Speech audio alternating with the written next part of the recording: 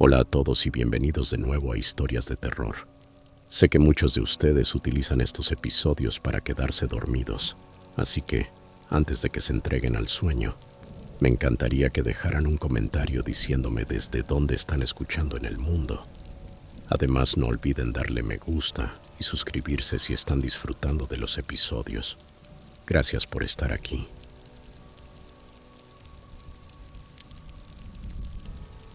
Historia 1. Esto ocurrió cuando tenía 12 años, y en realidad no fue hace tanto. Me llamo Alex. Todo pasó en Connecticut, cuando fui a visitar a mi tía, mi tío y mis dos primos. Ellos se llamaban Ryan, que tenía 18 años, y Brandon, de 16. No quiero perder más tiempo, así que iré directo al hecho. Llegué un viernes por la tarde. La nieve caía con fuerza, de esa que se pega a cada rama y tiñe el cielo de blanco. La casa de mi tía estaba al borde de un enorme bosque. Los árboles eran altísimos y aún de día el lugar se veía sombrío. Mi mamá y mi tía ya me habían advertido: no entres en ese bosque, es inmenso y podrías perderte. Asentí, aunque era un chico travieso y no siempre obedecía. El primer día fue tranquilo. Desempaqué mis cosas. Jugué videojuegos con Ryan y Brandon y miramos cómo la nieve se acumulaba afuera. A la mañana siguiente, el patio estaba completamente cubierto por una capa espesa. Alrededor del mediodía salí a lanzar bolas de nieve contra un poste de la cerca. Ryan y Brandon se unieron a mí y después de unos minutos me dijeron: «Oye, Alex, ¿quieres ir al bosque con nosotros?» Dudé un instante. Escuché la voz de mi madre resonando en mi cabeza. Sin embargo, el deseo de aventura fue más fuerte. El bosque parecía un enorme misterio cubierto de blanco, así que acepté. Nos pusimos los abrigos gruesos y las botas y nos internamos entre la nieve. El bosque estaba silencioso, solo se oía el crujir de nuestros pasos. En algunos tramos la nieve nos llegaba a las rodillas, en otros casi a la cintura. Caminamos unos 10 minutos, riendo y fingiendo que estábamos en una misión. Entonces se oyó algo, un grito. Parecía el de una niña, agudo y chillón. Nos detuvimos. El aire pareció congelarse a nuestro alrededor. Miré a Ryan, luego a Brandon. Ninguno dijo nada, solo fruncieron el ceño. Después de unos segundos, Ryan encogió los hombros y dijo: «Debe de ser nada». Así que seguimos caminando. Poco después el mismo grito volvió a resonar entre los árboles. El mismo tono, la misma duración, como si alguien hubiera presionado repetir. Brandon también se puso tenso. Intentó sonar tranquilo. «No pasa nada», dijo, pero no alcanzó a terminar la frase cuando el grito se escuchó por tercera vez. El miedo me golpeó fuerte. Sentí el corazón retumbarme en el pecho. Aunque la nieve nos dificultaba moverse, dimos media vuelta y empezamos a correr. Las ramas golpeaban nuestros abrigos. El aire helado me quemaba la garganta. Pero no me detuve. Finalmente salimos de entre los árboles y llegamos al patio trasero de la casa de mi tía. Respirábamos tan fuerte que casi no notamos otro sonido. Unos golpes. Provenían del viejo cobertizo de madera cerca de la cerca. Ryan, que era el mayor, se acercó y miró dentro. No había nadie, pero el pestillo estaba roto y la puerta colgaba abierta. Dentro faltaban varias herramientas. Ryan cerró rápidamente. Nadie dijo lo que estábamos pensando, pero todos lo sentimos. Debimos contarlo a los adultos enseguida, pero teníamos miedo de que nos castigaran por haber ido al bosque, así que guardamos silencio. Esa noche me acosté en el cuarto de invitados mirando el techo. Cerca de la medianoche escuché un golpeteo suave en la ventana. Mi habitación estaba en el segundo piso y lo único fuera era el techo inclinado cubierto de nieve. No me moví, apenas respiraba. El golpeteo siguió, insistente, como si alguien tratara de llamar mi atención sin despertar a los demás. Paró solo cuando amaneció. No dormí ni un segundo. A la mañana siguiente, los tres salimos a palear la entrada. Luego tomamos un balón de fútbol americano y empezamos a jugar en el patio. El viento frío soplaba con fuerza y el cielo seguía gris.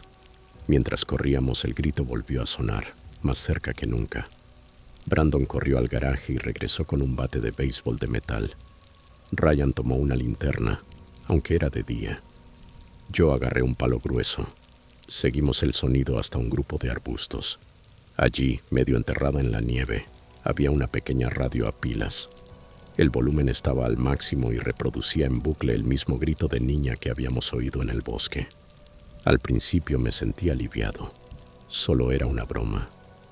Pensé que alguien había dejado la radio para asustar a los niños, pero luego vi huellas grandes que salían de los arbustos y se alejaban hacia la parte trasera del terreno. Antes de que pudiéramos decir algo, un hombre apareció detrás de un pino. Llevaba un abrigo oscuro y un gorro de lana que le cubría casi toda la cara. Su piel estaba pálida y sus mejillas enrojecidas por el frío. Nos habló con un tono casi amistoso. «Chicos, vengan conmigo. Tengo algo que mostrarles». Ryan gritó. «No». El hombre sonrió de manera extraña, mostrando demasiados dientes. Durante unos segundos se quedó inmóvil, solo sonriendo. Luego se lanzó hacia nosotros corriendo entre la nieve. Corrimos a toda velocidad. El hombre resbaló en una placa de hielo y cayó. Eso nos dio los segundos que necesitábamos. Alcanzamos la puerta trasera, la abrimos y la cerramos de golpe. Mi tía y mi tío entraron al escuchar el ruido. Temblábamos tanto que apenas podíamos hablar. Finalmente les contamos todo. El bosque, los gritos, el cobertizo, las herramientas robadas, los golpes en la ventana, la radio, el hombre. El rostro de mi tía se puso blanco. Tomó el teléfono y llamó a la policía. Los agentes llegaron en cuestión de minutos. Revisaron el patio, el bosque cercano y el cobertizo. Una hora más tarde, encontraron al hombre caminando por una carretera lateral. Llevaba un martillo y un taladro inalámbrico escondidos en el abrigo. La policía habló largo rato con mis tíos. Fue entonces cuando supe su nombre. Carl, el exnovio de mi tía de hacía años. Se había mudado fuera del estado cuando ella se casó con mi tío, pero ahora había regresado. Los agentes creían que entró al cobertizo para tomar herramientas. Luego colocó la radio entre los arbustos y usó una grabación del grito de una niña para atraernos hacia él. Su plan era secuestrarnos, amenazarnos y obligar a mi tía a reunirse con él. Pensaba que ella dejaría a mi tío para salvarnos. Si se negaba, nos haría daño. Ese era su retorcido plan. Carl fue arrestado ese mismo día. Los policías dijeron que la nieve profunda ayudó a retrasarlo. Si el suelo hubiera estado despejado, quizá habría atrapado a alguno de nosotros antes de llegar a la casa. El resbalón también nos salvó. Aún puedo recordar su cara cuando cayó, los ojos desorbitados, los brazos agitados, esa sonrisa horrible borrándose en un instante. Esa noche mis primos y yo dormimos juntos en la sala con la televisión encendida. Nadie quería estar solo. Me sentía más seguro, pero no dejé de mirar las ventanas. La nieve seguía cayendo, cubriendo las huellas de Carl y las marcas del radio. A la mañana siguiente, los policías regresaron para recoger la radio rota y tomar más fotos del cobertizo. Nos dijeron que habíamos tenido mucha suerte. Pensé en lo que mi madre y mi tía habían advertido. No entres en ese bosque. Tenían razón. Podríamos habernos perdido o algo peor. Me sentí culpable por desobedecer, pero también agradecido de que todo terminara así. Cada vez que veo nevar con fuerza, recuerdo aquella semana en Connecticut. El grito en el bosque, los golpes en la ventana y al hombre que creyó poder romper una familia asustando a unos niños. Falló, y me alegra que lo hiciera.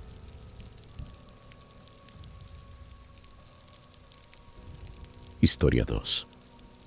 Eran poco más de la 1 de la madrugada, aunque sentía como si fuera mucho más tarde. La casa estaba oscura y en silencio.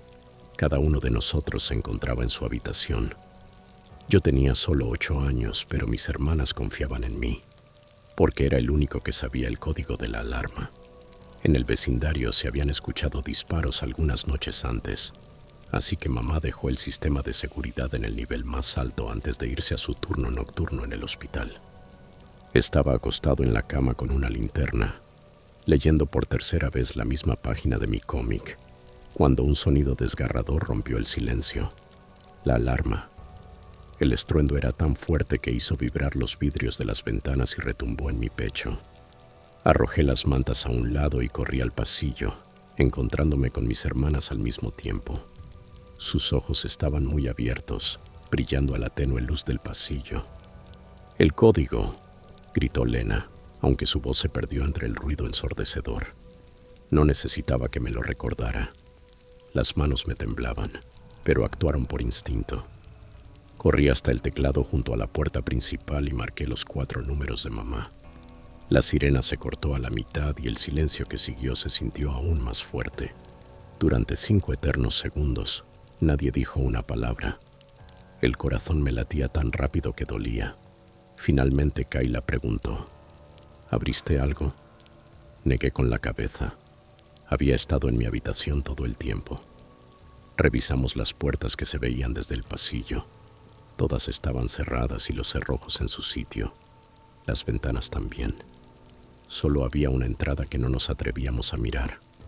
La puerta del garaje, la que daba directamente al patio trasero. Mamá la llamaba el punto débil porque quedaba frente al callejón. Intentamos reírnos. Me repetí que tal vez era un cable suelto o un gato que había rozado un sensor. Pero entonces, mientras estábamos ahí, escuchamos un solo chasquido afuera, breve y seco, como un disparo lejano o un fuego artificial olvidado del 4 de julio. Nos quedamos paralizados. El silencio regresó y durante un minuto no ocurrió nada más. De repente, la alarma volvió a sonar. Nunca había sentido un miedo tan intenso. Mis piernas se negaban a moverse. Lena me agarró del brazo, pero esta vez no podía correr hacia el panel. La sirena seguía gritando. Lena y Kayla me empujaron y arrastraron hasta el teclado. Con los dedos temblorosos, logré introducir la secuencia correcta. El ruido cesó. Otra vez, todas las puertas parecían cerradas. Nos miramos sin poder respirar con normalidad. Ninguna se atrevía a ir hacia el garaje. Nos quedamos agrupados, escuchando. La casa crujía con pequeños sonidos, pero el aire había cambiado.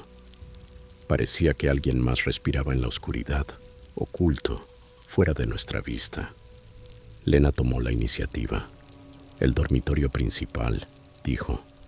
«Ciérralo con llave». Corrimos al cuarto de mamá y trancamos la puerta. Era más resistente que las demás, y además el baño interno tenía otra puerta si necesitábamos refugiarnos de nuevo. Kayla cerró el cerrojo y corrió las cortinas. El cuarto parecía más grande de lo que recordaba, pero las sombras en las esquinas se movían como si tuvieran vida. Nos armamos con lo que encontramos. Kayla sostuvo una lámpara pesada por la base. Lena tomó el viejo bate de softball de mamá y yo me aferré a una botella de perfume metálica, fría y sólida. Nos sentamos en la alfombra, con la espalda contra la pared, escuchando cada ruido fuera de la puerta. La alarma no volvió a sonar, pero cada vez que el viento movía una rama contra la pared, nos estremecíamos. Los minutos se convirtieron en horas. Mis párpados pesaban, pero cualquier sonido me hacía despertar de golpe. No apartaba la vista del espacio bajo la puerta, esperando ver una sombra cruzar la franja de luz del pasillo.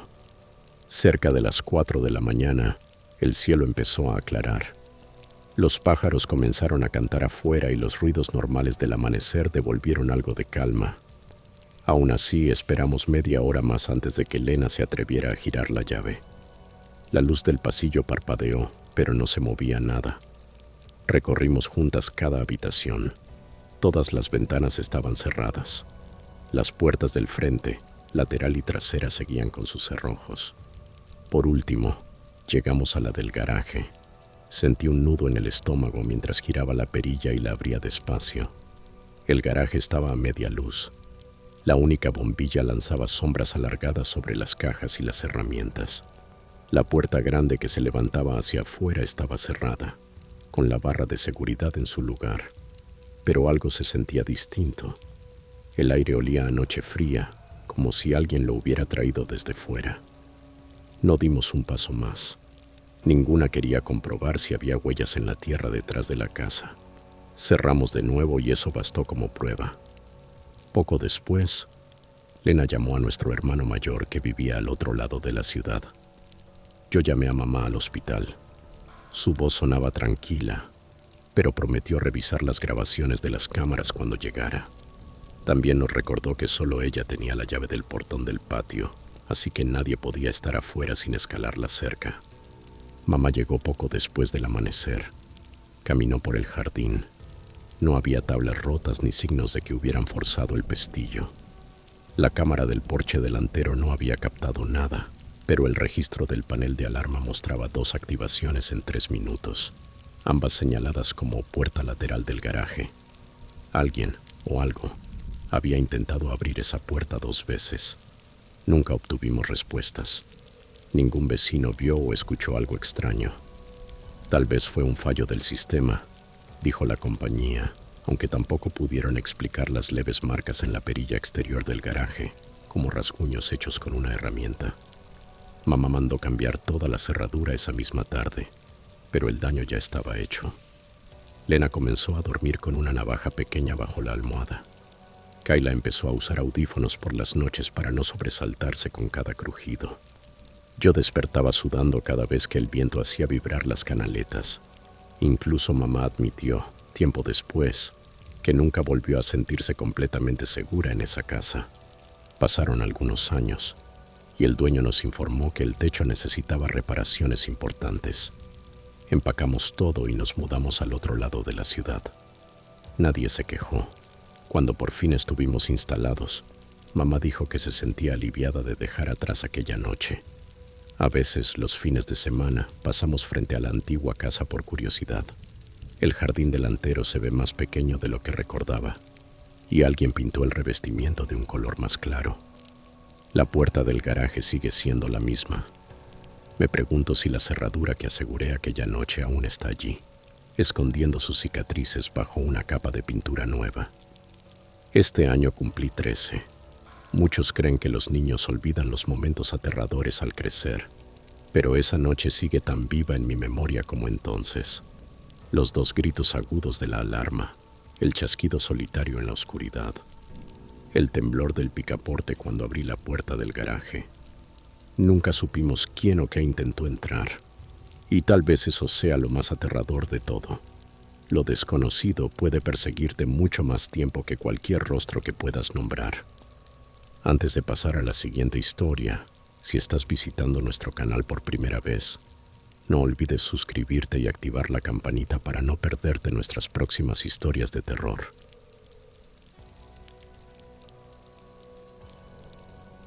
Historia 3. Era una estudiante nueva en una escuela pequeña en noviembre de 2017. El lugar tenía, en total, alrededor de 50 alumnos. Sí, ya sé, muy poco, ¿verdad? La razón por la que fui a esa escuela fue porque en mi anterior institución el nivel académico era demasiado avanzado para mí.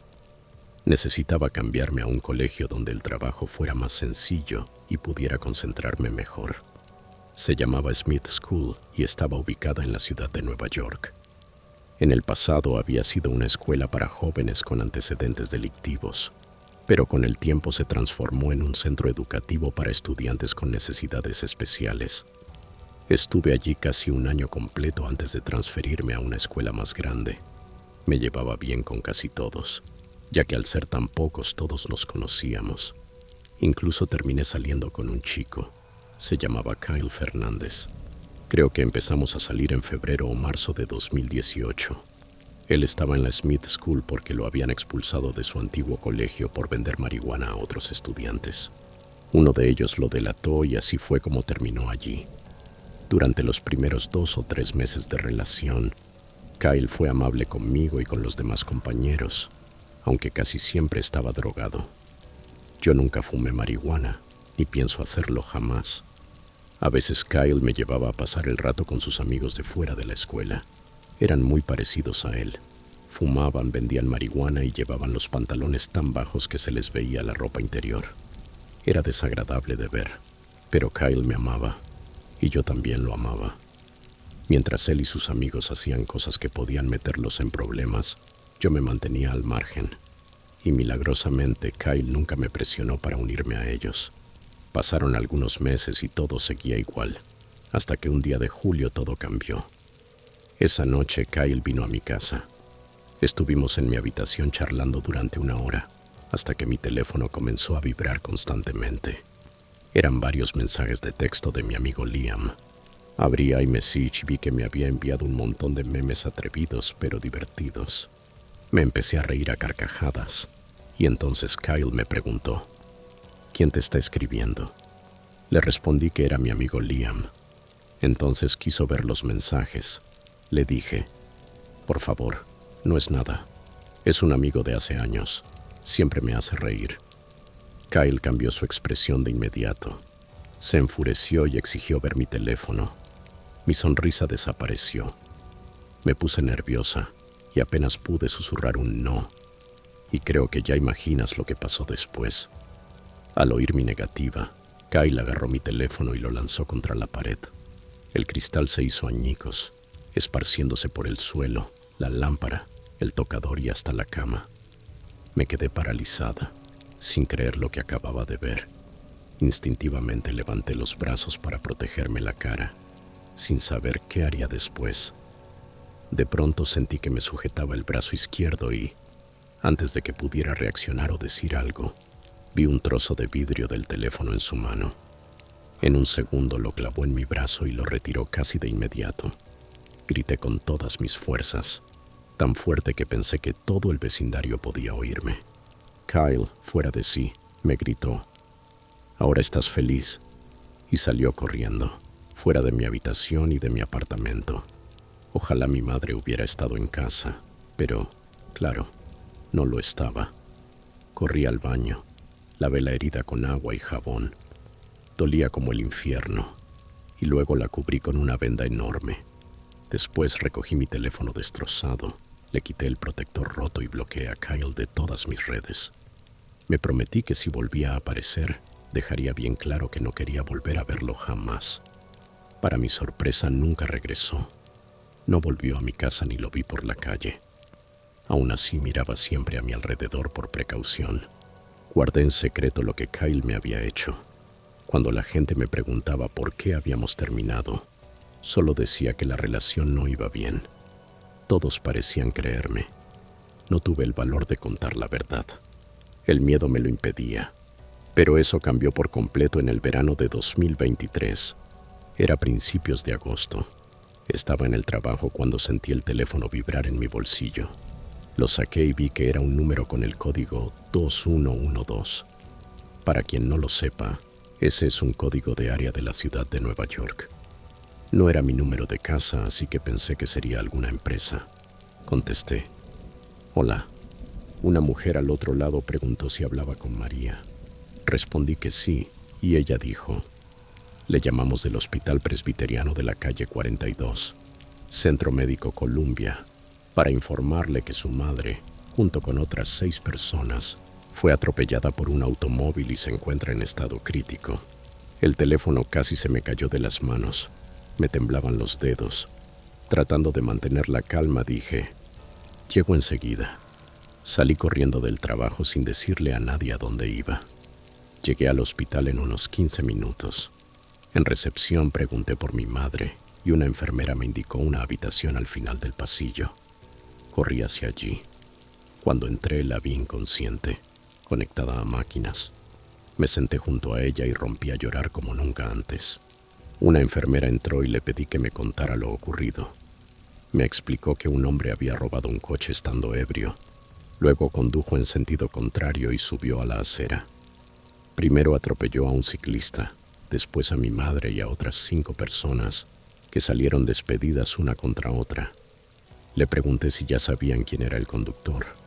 Me respondió que no, pero que probablemente lo descubrirían al día siguiente. Y al día siguiente llegaron las noticias, una buena y otra devastadora. La buena fue que mi madre despertó del coma. La mala: el hombre que conducía el coche era alguien que yo conocía muy bien. Era Kyle. No podía creerlo. Me juré que no permitiría que se saliera con la suya. Por suerte, algunos transeúntes lograron detenerlo en el lugar y la policía lo arrestó. Quise gritar, desahogar toda mi rabia, pero sabía que solo me humillaría. Unos días después, recibimos otro golpe. Los médicos dijeron que mi madre nunca volvería a caminar. Sentí que mi mundo se derrumbaba. Cuando la noticia salió en los medios, muchos pensaron que se trataba de un ataque terrorista por la cantidad de personas heridas. Decidí escribir una carta al tribunal donde se celebraría el juicio de Kyle. En ella relaté lo que me había hecho años atrás con los fragmentos de mi teléfono. Cuando se leyó en la audiencia, otra mujer, una exnovia suya del año 2022, se presentó para denunciar que también había sido víctima de violencia doméstica por parte de Kyle. Saberlo me reconfortó. Sentí que no estaba sola y que nuestras voces, unidas, eran más fuertes. Finalmente, Kyle fue declarado culpable tanto por los casos de violencia doméstica como por conducir ebrio y causar el atropello múltiple. Sin embargo, su condena fue ridículamente corta: 2 años y medio de prisión. Debería haber recibido al menos 20 años por haber destrozado la vida de 7 personas, incluidas mi madre y yo. Supongo que tuvo un abogado excelente para conseguir algo tan leve. Ahora no siento más que odio hacia él. Arruinó la vida de mi madre para siempre, y personas como él raramente cambian. Tal vez exagero, pero sé que jamás superaré lo ocurrido. Aún así, mientras cumple su condena, espero que reflexione sobre todo el daño que ha causado, que busque rehabilitación y que realmente cambie como persona. Mi consejo para él sería que, al salir, se aleje de Nueva York, una ciudad que solo le ha alimentado sus peores hábitos, y empiece de nuevo en otro lugar, ayudando a la gente en lugar de destruirla.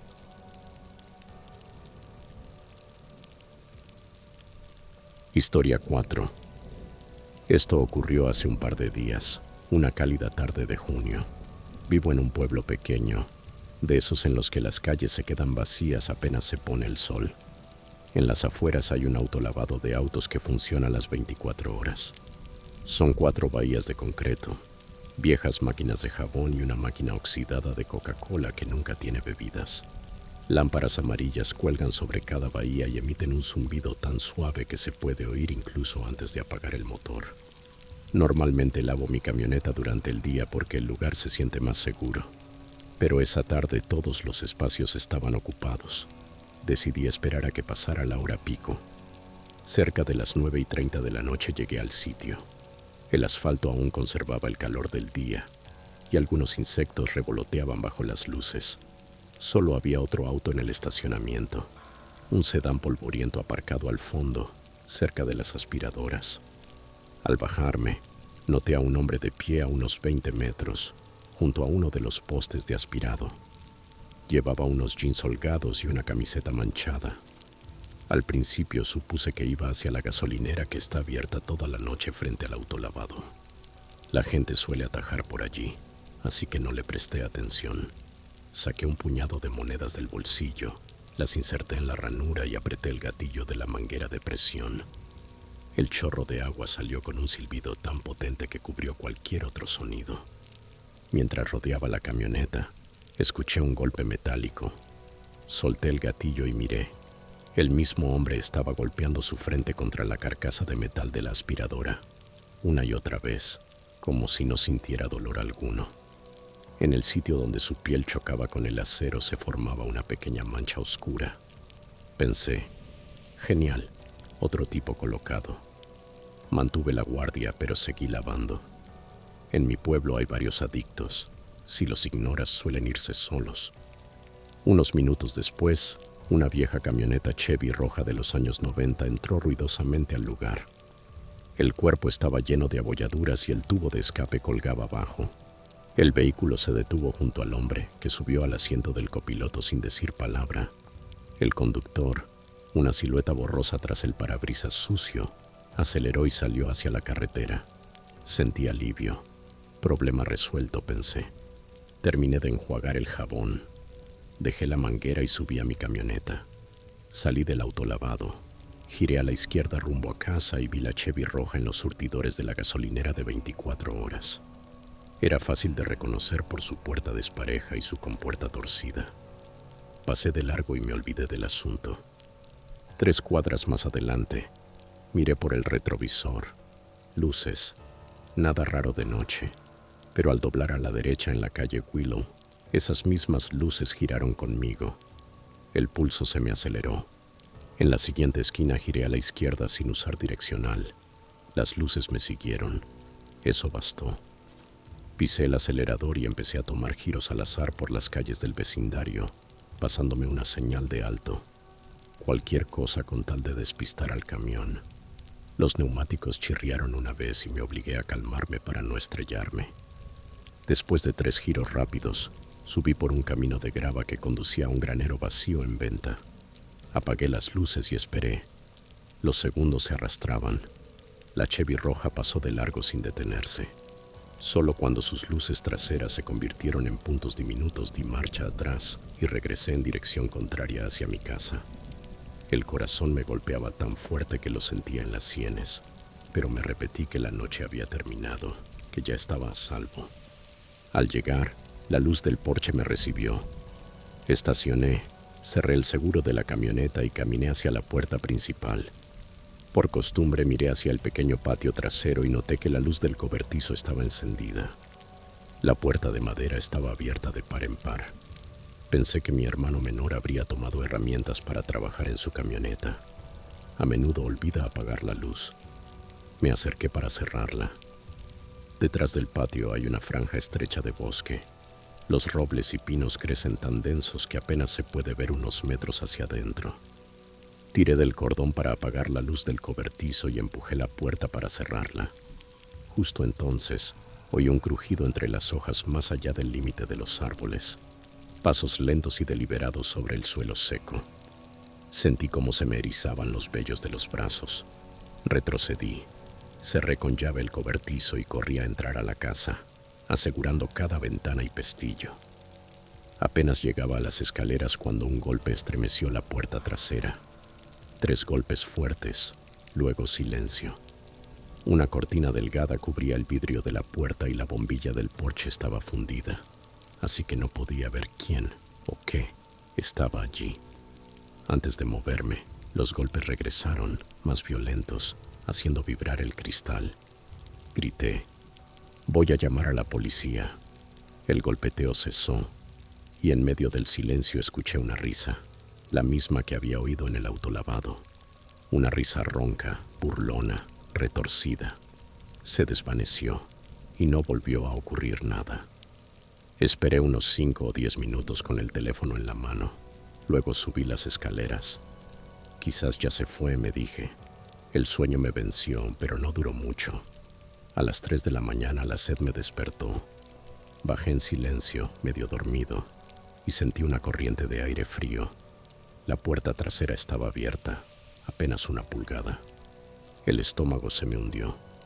Mi primer impulso fue cerrarla, pero escuché un leve roce proveniente de la sala. Asomándome desde el marco, vi la silueta de alguien agachado detrás del sofá.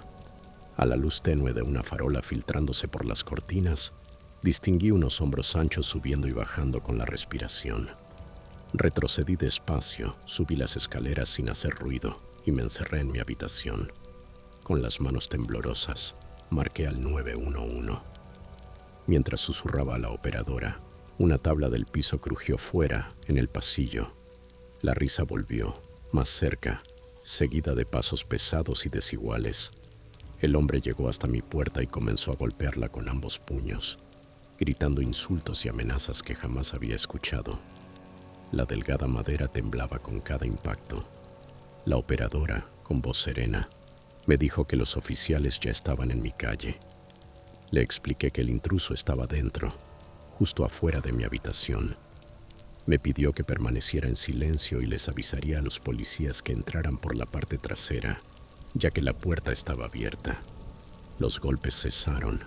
Silencio total. Luego oí botas bajando con fuerza por las escaleras.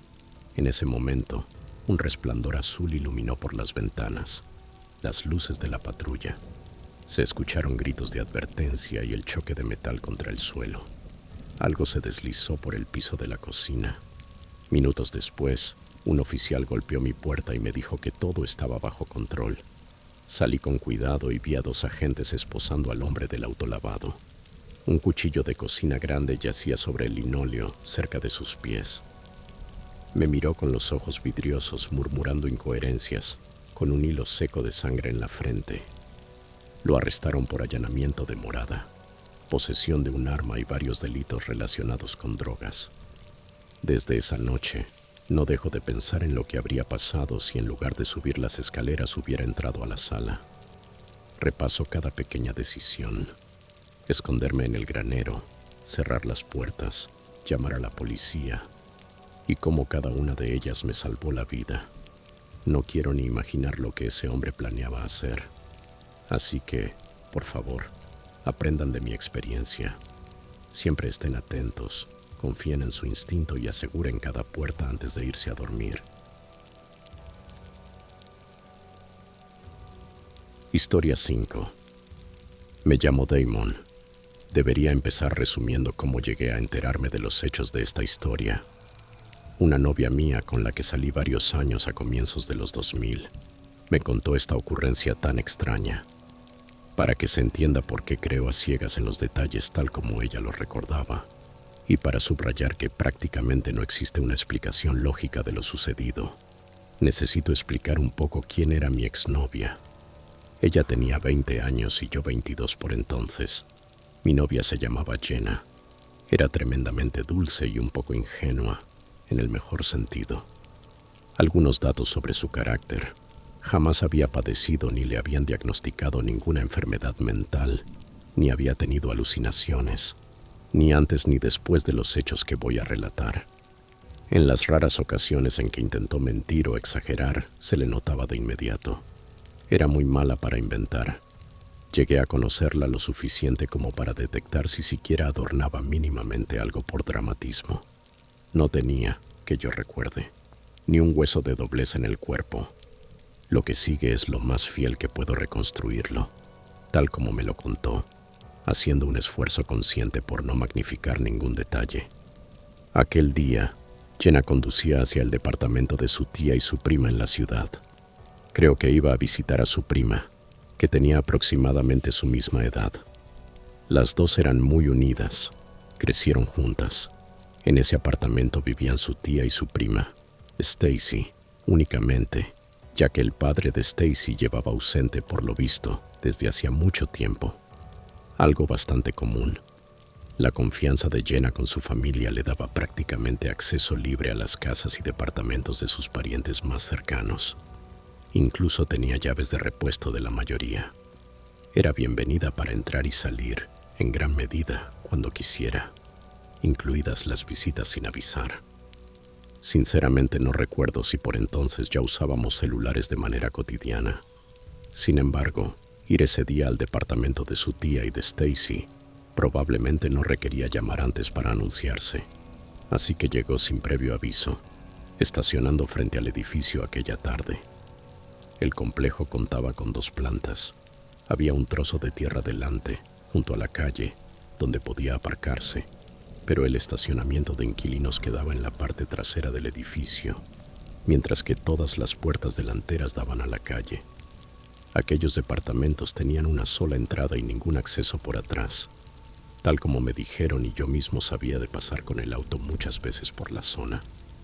Cada unidad tenía una ventana grande al frente, pero no había ventanas ni detrás ni en los laterales. No era precisamente el mejor lugar del mundo, aunque la tía y Stacy al menos disponían de una habitación cada una. Jenna había llegado y aparcado en la parte delantera, aunque el estacionamiento de residentes estuviera atrás. No tenía motivo para pensar que alguna de las dos no estuviera en casa. Desde la calle delantera no alcanzaba a ver si estaban sus autos. Hizo lo de siempre. Subió un piso por la escalera abierta y caminó 3 puertas por el pasillo exterior hasta la entrada del departamento de su tía y su prima. Probó el picaporte y al encontrarlo cerrado, usó su llave para abrir sin golpear. No era algo fuera de lo común, aunque el complejo no quedara en el barrio más glamuroso, de ahí la puerta con llave. Jenna sabía que era más que bienvenida para entrar sin anunciarse. Tras destrabar la puerta, dio un paso adentro. Al no ver de inmediato ni a su tía ni a Stacy, avanzó desde la entrada hacia la izquierda y asomó a la pequeña cocina. No había nadie. Llamó entonces. «Hola, soy yo». Como nadie respondió, empezó a recorrer el pasillo corto que conducía a los 2 dormitorios del fondo del apartamento. La primera habitación a su derecha era la de su tía. Echó un vistazo y, al ver que estaba vacía, volvió a llamar. «Stacy, soy Jen». Tampoco hubo respuesta. A esas alturas, Jenna ya casi daba por hecho que no había nadie en casa, pues en un espacio tan pequeño sería casi imposible no oírla después de haberse anunciado más de una vez. Desde donde estaba en el pasillo veía que el único baño, al final, estaba vacío y que la mayor parte de las luces estaban apagadas, salvo la del cuarto de su prima. Esa luz, única, iluminaba tenuemente el pasillo. Jenna dio unos pasos más hasta la puerta de Stacy para mirar adentro. A su izquierda, dijo, estaban las cómodas de su prima y justo enfrente, la cama. Allí vio a Stacy sentada, erguida pero inmóvil, en el borde del pequeño colchón, dándole la espalda a Jenna, que estaba en el umbral. Se sorprendió un instante. Supuso que, de no pasar nada raro, su prima le habría contestado apenas entró. Desde la puerta le preguntó si estaba bien. La figura en el borde de la cama no hizo el menor movimiento que indicara que hubiera percibido su presencia. Cada vez más inquieta por el comportamiento extraño de Stacy, Jenna avanzó hacia la cama. Se sentía confundida y se le agolpaban en la cabeza todas las explicaciones más alarmantes que pudieran justificar aquella rigidez inmóvil. Cuando estaba ya casi al pie de la cama, oyó la voz de su tía desde la sala, junto con el sonido inconfundible de la puerta principal abriéndose y el trajín de alguien que entra cargado con bolsas del supermercado camino a la cocina. Su tía lo reconoció al instante. Hablaba en tono casual con otra persona allí mismo, y en la misma charla ligera, respondiendo a las frases atropelladas de la tía, estaba la voz inconfundible de Stacy, su prima, la única hija de su tía y su compañera de piso. La misma Stacy cuyo lecho tenía delante, de espaldas. Jenna quedó, como dijo, en una especie de estado semichoque, con el cerebro trabajando a marchas forzadas para racionalizar y cuadrar percepciones contradictorias, todo en menos de un segundo real, aunque para ella fue como una escena a cámara lenta. Logró sacar voz y empezó a decir por el pasillo que solo había pasado a saludar, que no había nadie en casa, y se detuvo a mitad de la frase. Notó el corazón golpearle con fuerza y un frío pavor recorrerle el cuerpo mientras volvía la cabeza, muy despacio, hacia el cuarto de Stacy. Para su horror, la figura en la cama había girado la cabeza, según sus palabras, de una manera antinatural, sin mover los hombros ni el resto del cuerpo. Donde debería estar el rostro familiar de su prima, no había nada de eso. En su lugar, una cara grotesca la miraba fijamente, la piel de un gris pizarra, ángulos afilados donde debían haber curvas, una mirada completamente vacía de emoción. Tenía boca, pero sin labios. Sus ojos negros, hundidos en cuencas oscuras y sin vida, entrecerrados apenas, devolvían su reflejo como un espejo oscuro. Plantada frente a aquello que desafiaba su realidad, Jenna soltó un grito y salió disparada por el pasillo, irrumpiendo en la cocina, donde su tía y Stacy acomodaban compras. Entre palabras atropelladas intentó explicarse, hasta que al final sujetó a su prima del brazo y dijo: «No, hay otra Stacy. Ella no está bien. Está en tu cuarto». Las 3 regresaron con cautela a la habitación. Jenna temblaba de manera visible, dijo, y dudó antes de mirar dentro. Pero el cuarto estaba vacío. La entidad, demoníaca, imposible de describir con lógica, tan aterradora que sentía que su mente se desquiciaba al intentar procesarla, había desaparecido. Y aún así, Jenna tenía certeza de lo que había visto. No fue una alucinación ni un truco de luz. Era otra cosa por completo, algo maligno que había llevado el rostro de su prima como si fuese una máscara. La única huella de una presencia reciente era la leve hendidura en el colchón donde aquella cosa se había sentado. Su tía y su prima registraron el departamento en silencio, bate de béisbol en mano, pero no hallaron rastro del doble de Stacy. No había ventanas traseras por donde escapar, ni puertas ocultas, ni salidas secundarias, ni paneles de servicio, trampillas o altillo. Nada que explicara su desaparición repentina. Jenna no volvió nunca más al departamento de su tía y su prima, y no recuerdo si me dijo que ellas siguieron viviendo allí mucho tiempo. Creo que lo de aquel día dejó una marca en el alma de Jenna, un recordatorio pavoroso de que el mundo alberga misterios mucho más oscuros de lo que jamás imaginó.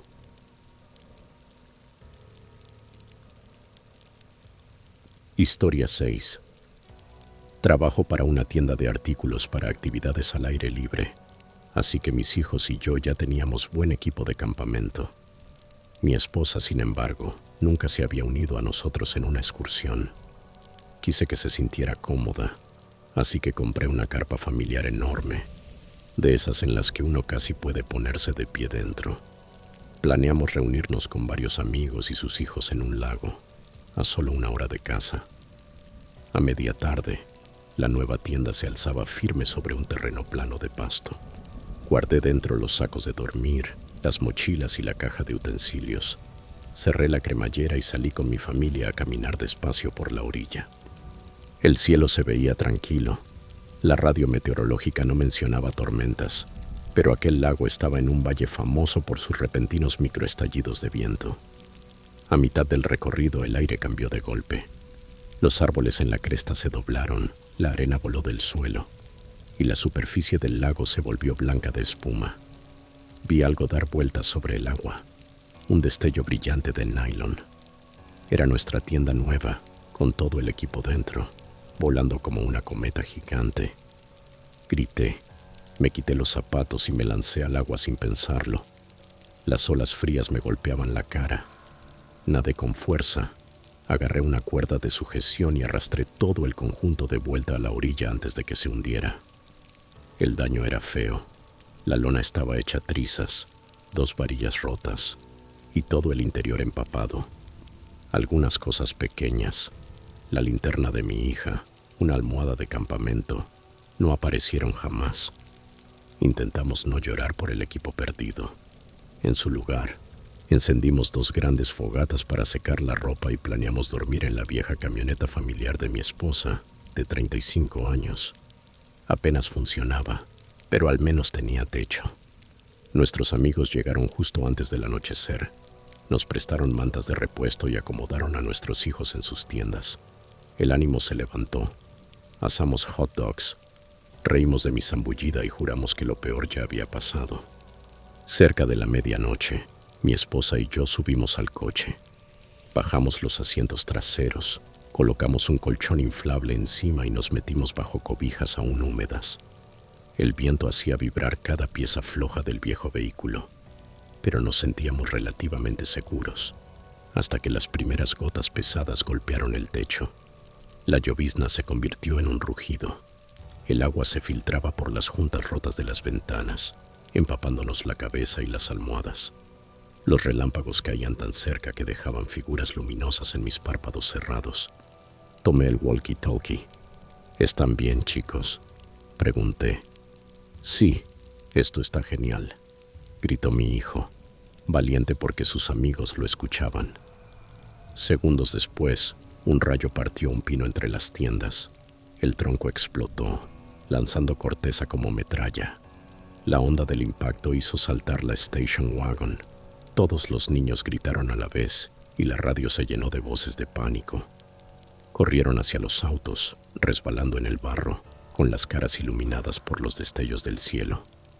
Mi esposa me apretó el brazo y dijo entre dientes castañeteantes: «Esto es acampar, nunca más». Metimos a los niños dentro. Éramos 8 apretados en el coche, con la lluvia filtrándose por cada rendija. Entonces el viento cambió otra vez. Se detuvo, pero solo por un instante. En ese breve silencio todos lo escuchamos. Un lamento largo y bajo que provenía del bosque, flotando sobre los campamentos inundados. No era el viento, era una voz o algo con forma de voz. subiendo y bajando en un ritmo que hizo que se me erizara el cuello. Nadie dijo nada. Afuera un relámpago iluminó todo, y en ese resplandor vi una figura alta y delgada, parada justo al borde del bosque. Sin abrigo, sin sombrero, solo una silueta negra, como si la tormenta hubiera recortado la forma de un ser humano de la noche misma y la hubiera clavado a los troncos. El destello se apagó y el mundo volvió a la oscuridad. «Papá, ¿quién está ahí?», preguntó mi hijo menor. «No lo sé», respondí, y deseé haber mentido. La lluvia volvió con más fuerza. El granizo rebotaba en el techo. En algún lugar, más allá de los autos, se oyó un golpe metálico. Tal vez una varilla suelta, tal vez otra cosa. 2 veces más los relámpagos iluminaron el bosque, y las 2 veces vi la misma silueta en el mismo sitio, como si nunca se moviera, pero tampoco se desvaneciera. Entre los destellos el lamento seguía flotando sobre el lago. No era un grito animal ni un idioma. Sonaba como aire forzado a través de un silbato roto. Esperamos así unos 40 minutos. El agua nos corría por el cuello. Nuestro aliento empañaba los cristales. Mi esposa sostenía la mano de cada niño, aunque las suyas temblaban. Finalmente la tormenta empezó a debilitarse. El trueno se alejó hacia las colinas, y con él también aquel extraño gemido. Miré de nuevo. Ya no había sombra en el bosque, solo tiendas destrozadas y ramas partidas esparcidas en el barro. La station wagon no quiso arrancar, así que pasamos el resto de la noche helados hasta el amanecer. Con las primeras luces todos salimos. El lodo nos cubría los zapatos como cemento. Encontramos el gran pino partido por el rayo, el tronco astillado, el centro quemado, pero ni una sola huella, ni un signo de visita humana. Uno de nuestros amigos bromeó diciendo que seguramente la tormenta nos jugó una mala pasada. Nadie se rió. Preparamos avena en la estufa de propano. El vapor subía de la ropa mojada colgada entre los autos como banderas tristes. Los niños, ya entonados, hablaban del árbol que casi los aplasta. Mi esposa permaneció callada hasta que guardamos la última nevera. «A casa», dijo. «Se acabó el campamento». De vuelta en la entrada de nuestra casa, anunció que no volvería a acampar jamás. Sin embargo, 2 meses después aceptó intentarlo de nuevo, convencida de que nada podría superar aquella noche. Y tenía razón. Durante los siguientes 28 años acampamos bajo lloviznas, olas de calor e incluso los bordes de un huracán leve. Pero nunca más escuchamos aquel lamento bajo los relámpagos, ni vimos una sombra inmóvil vigilando desde los árboles. Reparé aquella primera tienda a mano, aguja, hilo y parches de nylon extra. Todavía la conservamos. La tormenta del lago dejó manchas del color del óxido en uno de los costados. A veces, cuando la luz de la luna cae justo sobre la tela, esas manchas parecen la figura alta y delgada de aquella noche. Mi esposa jura que solo es suciedad, pero aún se niega a acampar cerca de ese lago, y no puedo culparla.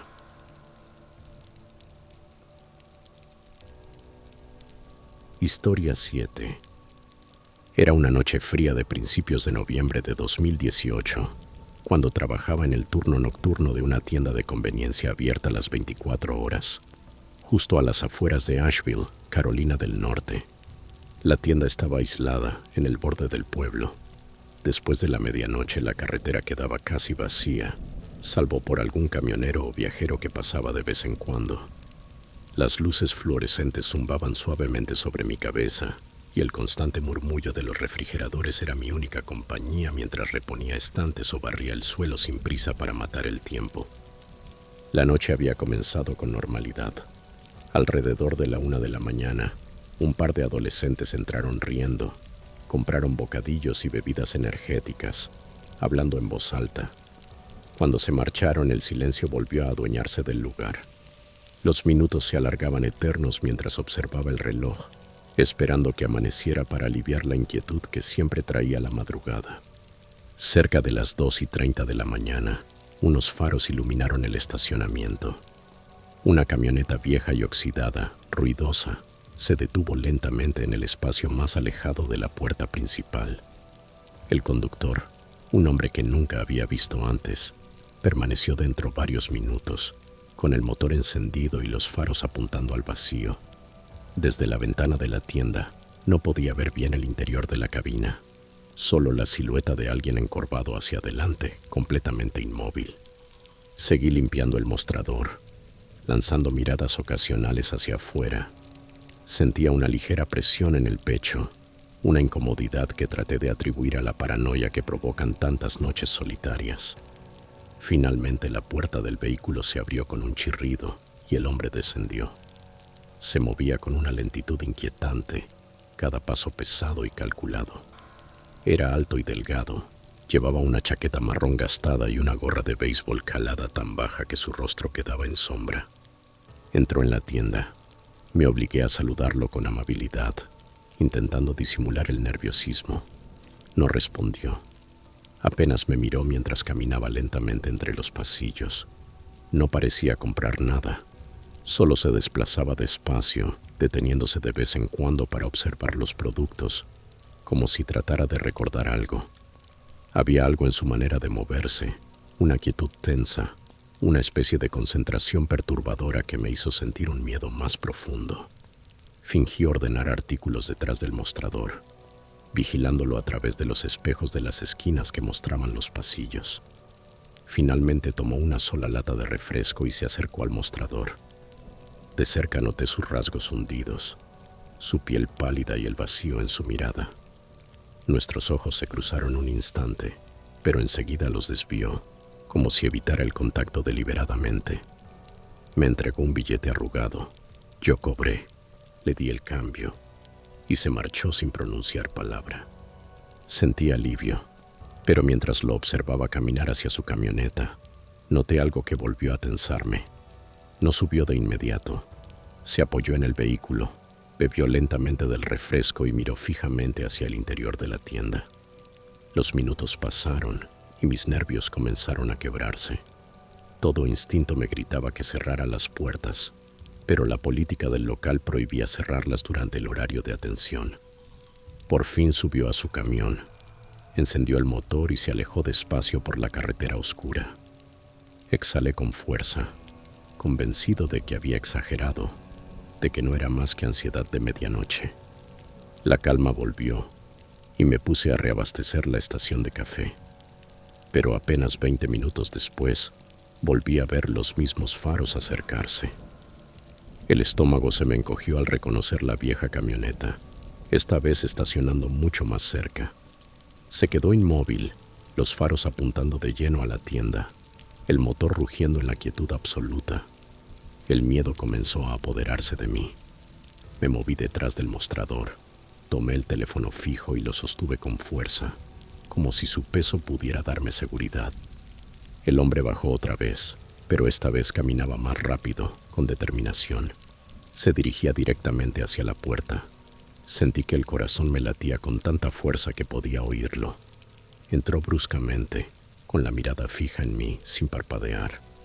Me quedé tenso, apretando el teléfono, preparado para marcar. Se plantó frente al mostrador.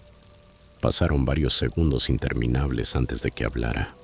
Su voz era apenas un susurro, ronca y forzada. ¿Estabas aquí ayer? Dudé un momento, sin saber qué decir. Sí, había trabajado la noche anterior, pero nada fuera de lo normal había ocurrido. Sí, respondí con cautela. Me observó intensamente, como si buscara algo en mi expresión. Sus labios temblaban. ¿Alguien vino?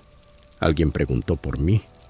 Preguntó con tono urgente, casi desesperado. Mi mente se aceleró, repasando la noche anterior, sin recordar a nadie que encajara con su descripción. No, dije en voz baja, negando con la cabeza. Nadie preguntó por usted. Permaneció callado unos segundos más, sus ojos parpadeando con desconfianza. De pronto, sin decir nada, se giró y salió apresuradamente. Subió a su camioneta, el motor rugió y se alejó derrapando sobre el pavimento. Me quedé inmóvil, con el corazón desbocado. sin entender del todo lo que acababa de pasar. El resto de la noche fue un suplicio. Cada ruido afuera me hacía saltar. Mis ojos iban una y otra vez hacia la carretera.